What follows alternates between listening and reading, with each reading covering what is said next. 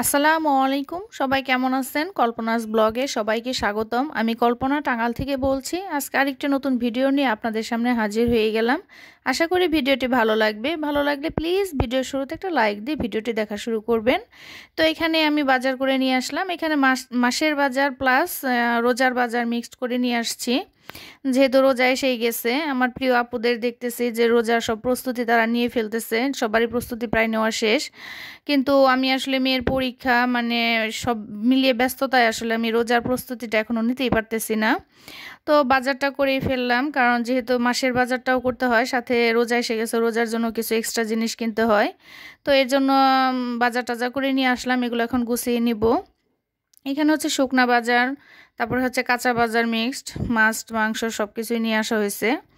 এর মটরশুঁটি নিয়ে আসছি, 1 কেজি মটরশুঁটি নিয়ে আসলাম, যে কিছুটা ঢিপে রেখে দেবো। এর আগেও আমি এনে ঢিপে রাখছি কিছু, তো এখনও কিছু রেখে দেব, রোজার মধ্যে লাগবে এটা সেটাতে। আর এখানে পেঁয়াজ, আলু, ছোট আলুটা আসলে মূলত আমার মানে শিং মাছ দিয়ে বলেন, কবুতর দিয়ে বলেন, রান্না করে খেলে খুব ভালো লাগে।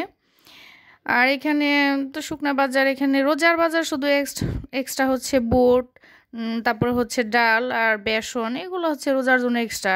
নর্মালি তো সবই দেখা গেছে যে মাসের বাজার। এগুলা চিনি, চাল, ডাল, লবণ, তেল, মরিচ, পেঁয়াজ, এগুলো তো সব মাসের বাজার। এক্সট্রা শুধু এই তিনটাই, যে ছোলাটা আর হচ্ছে খেসারির ডাল আর বেসন। আর চিনিটা একটু বেশি করে নিয়ে আসছি, যেহেতু রোজার মধ্যে শরবত খেতে হয় আর কি। তো এখানে টমেটো নিয়ে আসছি বেশি করে। আমি মানে 4-5 দিন আগে বাজারে গিয়ে টমেটো আনছি 30 টাকা করে। তো আজকে গেছি যে ভাবছে 5-6 কেজি টমেটো নিয়ে আসবো। এখন গিয়ে দেখি যে 40 টাকার নিচে কোনো টমেটোই নাই। তো কি করার, 3 কেজি টমেটো নিয়ে আসছি 40 টাকা করে। আর এখানে শুকনা বাজার টাজার আর কি, এগুলো সব গোছাবো। মেয়েকে পরীক্ষার হলে দিয়ে তারপর আমি বাজারে গিয়েছিলাম। তো বাজার শেষ করে বাসায় নিয়ে আসছি এইগুলা আর কি, মানে রেখে গেলাম গুছিয়ে। আর মাছগুলো আমার যে হেল্পিং হ্যান্ড খালা আর কি আপা আছে, উনি কেটে দিবে। তো এর জন্য মাছগুলো বের করে রাখলাম। আমি এখন এগুলা রেখে, আপা মাছ কাটবে, আমি এই ফাঁকে যাবো যে মেয়েকে নিয়ে আসবো। কারণ মেয়ে তো 1টা বাজে ছুটি হবে, পরীক্ষা শেষ। তা আমি 12:30টার দিকে যাব, যে মেয়ের শেষ করে বাসায় নিয়ে এসে আবার এগুলো রান্না করব। আজকে সকালে হালকা পাতলা রান্না করে মেয়েকে খাওয়াই নিয়ে গেছিলাম। তো বাজারে যাব সেই জন্য। আর এখন আপা এগুলা কেটে দিবে, কেটে দিলে আমি দুপুরে রান্না করব। এখানে নিয়ে আসছে শিং মাছ, 1 কেজি শিং মাছ 700 টাকা নিচ্ছে, 700 টাকা কেজি শিং মাছ। এটা দিয়ে আসলে ছোটো আলু দিয়ে আর টমেটো দিয়ে ভুনা মানে ঝোল ঝোল করলে খুবই ভালো লাগে। এখানে ফার্মের মুরগিরও দাম বেড়ে গেছে, 200 টাকা কেজি। এখানে 5 কেজি মুরগি নিয়ে আসছি। আর পাবদা মাছটা আমার বড় মেয়ে খুবই পছন্দ করে, তো পাবদা মাছটা নিয়ে আসছি আধা 1 কেজি। আর এখানে তেলাপিয়া মাছটা আমার ভেজে খেতে ভীষণ ভালো লাগে, তো এই তেলাপিয়া মাছ নিয়ে আসছি। আর এখানে হচ্ছে রুই মাছ, বাচ্চারা তো আসলে কাঁটালা মাছ খেতে চায় না। তো রুই মাছটার মধ্যে কাঁটা তো অন্যান্য মাছের তুলনায় একটু কমই থাকে, যে এর জন্য রুই মাছটাই বেশি খাওয়া হয় বাচ্চাদের জন্য। আর তেলাপিয়া মাছটা আমার ভেজে খেতে খুবই ভালো লাগে। তো এর জন্য তেলাপিয়া মাছ, রুই মাছ, আর হচ্ছে শিং মাছ, পাবদা, আর হচ্ছে মুরগি, এগুলাই হচ্ছে বাজার। আর এখানে একটা নারিকেল, এই নারিকেলটা আসলে মানে 120 টাকা নিছে, চিন্তা করা যায় নারিকেলেরও কত দাম হয়ে গেছে। 100 টাকা বললাম, দিল না। আর 120 টাকা নিছে একটা নারিকেলটা অবশ্য মোটা ছিল, মানে ভেতরটা একটু পুড় ছিল আর কি, মোটা ছিল। বেশ অনেকটুকুই হয়েছে কুড়িয়ে। যাই হোক, নারিকেলও নিয়ে আসছি, এখন মেয়েকে নিয়ে আসছি। তো এই ফাঁকে এগুলো তো আসলে এইভাবে লবণ দিয়ে রেখে যাব। দেখা যাচ্ছে যে আপা মাছ কাটবে, এখানে একটা শিং মাছ বেশি বড়, এটা দেখে আসলে ভালো লাগছে। তো চাষের কিনা জানি না, ওনারা তো বলে যেটা চাষের না, কিন্তু আমার তো মনে হয় না যে এটা বাইরের হবে, বা চাষেরই মনে হয়। কিন্তু তারপর তো দাম কম না, 700 টাকা কেজি। আর আগে চাষের শিং মাছ 300, 350 এরকম কেনা যেত, আর এখন 700 টাকা করে চাষেরটাও কিনতে হয়। আর এই তো লবণ দিয়ে ঢেকে রাখলাম যাতে করে আপার মাছটা কাটতে সুবিধা হয়। তো আমি এভাবে রেখে, আপা মাছ কাটতেছিল, আমি মেয়েকে আনতে গেছিলাম, মেয়েকে নিয়ে আসছি। নিয়ে এসে এখন তাড়াহুড়া করে আর কি রান্না করব। তেলাপিয়া মাছের লেজগুলো একটু বড় রাখছি, যে ভেজে খাবো, আমার কাছে খুবই ভালো লাগে। আর তেলাপিয়া মাছটা হচ্ছে আমার ছোট বোনের ভীষণ পছন্দ, ও তো অন্য কোনো মাছই খায় না। দেখা গেছে যে ও শুধু তেলাপিয়া খাবে, রান্না করে হোক ভেজে হোক, ও অন্য কোনো মাছ খেতেই পারে না, পছন্দ করে না। আমরা আবার সব মাছই ঘুরিয়ে ফিরিয়ে খাই। এখানে তেলাপিয়া মাছটা আমার ভেজে খেতে খুব ভালো লাগে। তো এখানে আমার জন্য, আমার বড় মেয়ের জন্য আর হচ্ছে আমার ফুপুর জন্য, 3 জনের জন্য 3টা লেজ আর কি ভেজে নিলাম। দুপুরে গরম গরম ভাত দিয়ে খাবো। আর আমার ছোট মেয়ের জন্য পিস, ও তো লেজ খেতে পারবে না, কাটা কাটা লাগবে, ওর জন্য পিস নিছে আর কি। গরম ভাতের সাথে গরম মাছ ভাজির সাথে একটা কাঁচা মরিচ আর একটু লবণ হলে খেতে কিন্তু ভীষণ ভালো লাগে। আর এখানে আমি রুই মাছটা, আসলে মাছগুলো না তাজা তাজা রান্না করে খেলে ভীষণ ভালো লাগে, সেই জন্য আজকে ভাবলাম মাথাটা আর ফ্রিজে রাখবো না, মাথাটা রান্না করে ফেলবো। এর জন্য এখানে তেল দিয়ে পেঁয়াজ দিয়ে, সাথে কিন্তু আমার মেয়ে আমাকে নেড়ে দিচ্ছে। আমি মেয়েকে বলতেছে এখন পরীক্ষা চলতেছে, এখন তুমি রান্নাঘরে এসো না, হঠাৎ তেল লেগে যেতে পারে। যেমন সেদিন আমি গরুর মাংসটা গরম দিতে গেছি, হঠাৎ করে এমনভাবে গরুর মাংসের তেলটা ছিটতে পুরো আমার গালের মধ্যে এসে আমার গাল পুরাটা লাল হয়ে একদম মানে গাল পুড়ে গেছে আর কি। আমি তো ভয় পেয়ে গেছি যে একদম ঠোসা মোসা উঠে যাবে নাকি, সাথে সাথে পানি দিছি, বরফ দিছি, আমার মেয়ে আর কি বরফ দিয়ে দিছে, কিন্তু গাল পুরাটা একদম লাল হয়েছিল, মানে গরুর মাংসের তেলটা ছিটটা এসে। এর জন্য মেয়েকে বলে এখন পরীক্ষা চলতেছে, তুমি রান্নাঘরে এসো না। কিন্তু তারপরে টুকটাক আসে, বলে একটু দূরে দাঁড়িয়ে থাকো। তা মশলা দিতেছে, নাড়াচাড়া দিয়ে দিতেছে। তো একে একে সব মশলা আর কি, হলুদ মরিচ লবণ একটু আদা রসুন বাটা, যেহেতু আমি বড়ো মাছ একটু আদা রসুন দেই, ছোটো মাছের দেই না আর কি। তো এখানে রুই মাছ ভাবলাম যে তাজা তাজা রুই মাছটা রান্না করে ফেলি। তো এখানে রুই মাছটা ভালো করে লবণ দিয়ে ধুয়ে নিছি। আমার ওই হেল্পিং হ্যান্ড আপা তো মাছ ধুয়েই দেয়, তারপর আমি লবণ দিয়ে ভালো করে ধুয়ে নিই। তো মাছগুলো দেখেন মাছের মাথাকে আমি বসিয়ে দিছি, বসে বসে এটাকে সিদ্ধ করতেছি। তখন দেখা যাচ্ছে উল্টে পাল্টে 2 পাশ হয়, কিন্তু ভেতরের পাশটা, সেজন্য এটাকে বসিয়ে কিছুক্ষণ আর কি কম আছে এটাকে ভালো করে কষিয়ে নিলাম মাছটাকে। আর মাছ কষিয়ে তরকারি রান্না করলে তরকারিটা মনে হয় খেতে বেশি ভালো লাগে খেতে। আর ফ্রিজে কিছুদিন থাকলো এটা আর মাছ কষিয়ে রান্না করলে ভালো লাগে না, তখন আর কি ওটা ভেজে রান্না করতে হয়।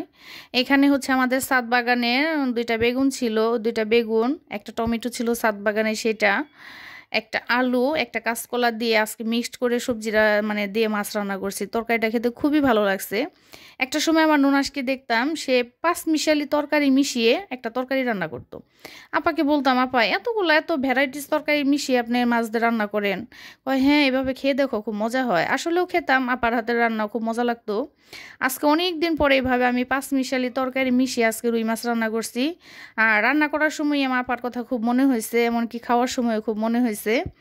এমনকি আমার বড় মেয়েকে বলতেছিলাম যে আজকে রান্না করে খাওয়ার সময় তোমার ফুপুর কথা মনে হইতেছে, সে সবসময় এইভাবে রান্না করতো।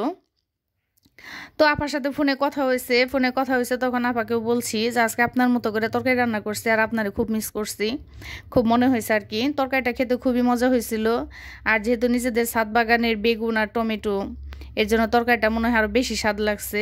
আর এখানে যেহেতু টাটকা মাছ, তো আমার রুই মাছটাও রান্না হয়ে গেছে।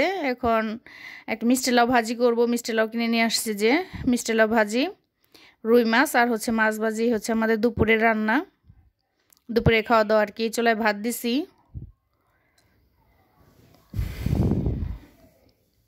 ভাতটাও বলক এসে গেছে, এখন ভাতটাও নামিয়ে ফেলবো আর কি। আর এখানে মিষ্টি লাউটা একটু ভেজে নিতেছি। কে কে আমার মতো শুকনো মরিচ দিয়ে মিষ্টি লাউ ভাজি করে খান? আমার কাছে কিন্তু ভীষণ ভালো লাগে শুকনো মরিচ দিয়ে মিষ্টি লাউ ভাজি। অনেকে কাঁচামরিচ দাও করে, কিন্তু কাঁচামরিচের চেয়ে মনে হয় শুকনো মরিচ দিয়ে বেশি ভালো লাগে। এখানে একটু লবণ দিয়ে দিতেছি, লবণ দিয়ে একটু সামান্য হলুদ দিয়ে দিব, দিয়ে আর কি ঢেকে রাখবো। নামানোর আগে একটু লবণ বলে সরি, একটু চিনি দিয়ে দিব। দোকানদার যতই বলুক যে মিষ্টি হবে অনেক, তারপরে মিষ্টি লাউ ভাজিতে না একটু মিষ্টি মিষ্টি না হলে ভালো লাগে না, সেই জন্য আমি একটু চিনি দিয়ে দিলাম। যেহেতু এটা পুরা একদম পাকাও ছিল না, আধা পাকা আর কি। এই তখন মিষ্টি লাউ ভাজিটাও হয়ে গেছে। মিষ্টি লাউ ভাজি খেতে আমার খুবই ভালো লাগে, সকালে রুটি দিয়েও ভালো লাগে, ভাত দিয়েও ভালো লাগে। তো এইভাবে আমাদের দুপুরে রান্নাবান্না শেষ। আর এখানে হচ্ছে বিকেলে যে মুরগি নিয়ে আসলে, মুরগির বুকের অংশ তো আমার বাচ্চারা আর কি খায় না, পছন্দ করে না মাংসটা, শুধু হাড় খাবে। আর ফার্মি মুরগির হাড়গুলো তো নরম, একদম চাবিয়ে খাওয়া যায়। তো এই জন্য বুকের অংশ আমি সবসময় এটা সেটা বানিয়ে দেই। আজকে বানাবো গাজর আলু দিয়ে, মটরশুঁটি দিয়ে এখানে রোল পিঠা বানাবো। এখানে রোল পিঠার গোলাটা গুলে নিছি, আর এখানে মুরগির বুকের অংশ দিয়ে এই সবজি দিয়ে আর কি মিক্সড করে ভুনা করে নিছি ভাজা ভাজা করে। তো এখন রোল পিঠা বানাবো। এটা হচ্ছে সন্ধ্যার দিকের ভিডিও, মানে বিকেলবেলা। আমার প্রিয় আপুরা তো অনেক ধরনের আইটেম ফ্রোজেন করে ফেলছে। আমার প্রিয় শিশির আপুকে দেখলাম কালকে 3-4 রকমের ফ্রোজেন আইটেম করলো। বিথিস ব্লগের বিথি আপু, বাংলাদেশি মিম, সেই আপুকেও দেখলাম সিঙ্গারা বানায়। তবে আমি মুরগির কলিজাগুলো রেখে দিছি, যে আমি সিঙ্গারা বানাবো, কিন্তু দুঃখের বিষয় আমি তো সিঙ্গারা শেপটাই দিতে পারি না। আমি অনেকবার ট্রাই করছি কিন্তু আমার হয় না। তো আরেকবার ট্রাই করব, শেপ হোক আর না হোক খেতে ভালো লাগে, খেতে পারলেই হয়েছে আর কি, খেতে ভালোই লাগে কিন্তু শেপটা হয় না আর কি সিঙ্গারার। তাই আমার প্রিয় আপুদের ভাইয়া মানে আপুদের ভিডিওগুলো দেখি কি সুন্দর করে বানায়, মানে দেখে মনে হয় কতটা ইজি, কিন্তু বানাতে যেয়ে দেখি কি পরিমাণ যে বিজি, সেটা বানানোই যায় না আর কি। যাই হোক, মজা করে বললাম এটা, কিন্তু আমার সিঙ্গারা শেপটা হয় না, তারপর ট্রাই করব। আর এখানে দেখেন একে একে রোল পিঠাগুলো আমার বানানো হয়ে যাইতেছে, এগুলো কিছুদিন আর কি, এইগুলো কিছু আর কি ফ্রোজেন করে রাখবো, দেখা যাচ্ছে যে ইফতারের সময় বা এমনিও বের করে খাওয়া যায়। আমি এই পিঠাটা আর পাটিসাপটা পিঠাই, দুইটা পিঠা আমি ভালো বানাতে পারি, আর অন্য কোনো পিঠার মতো ভালো বানাতে পারি না। এর জন্য আমি মাঝে মধ্যে এই রোল পিঠাটা আর পাটিসাপটা পিঠাটা আমি বাচ্চাদের বানিয়ে দেই। তো বকবক করতে করতে দেখেন ভিডিওর লাস্টে এসে মানে শেষে চলে আসছি। এতক্ষণ ধৈর্য ধরে আমার যারা আমার ভিডিওটি দেখলেন তাদের অসংখ্য অসংখ্য ধন্যবাদ।